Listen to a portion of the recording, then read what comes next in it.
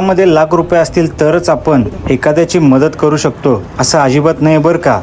मदत करण्यासाठी माणसाचं मन जरी मोठं असलं ना तरी खूप आहे. आपण असंही जेवण करायला गेलो तर 100-500 रुपये खर्च करतो, परंतु त्या 100-500 रुपयेमध्ये एखाद्याच्या चेहऱ्यावरती आपण लाख रुपयाची स्माईल आणू शकतो.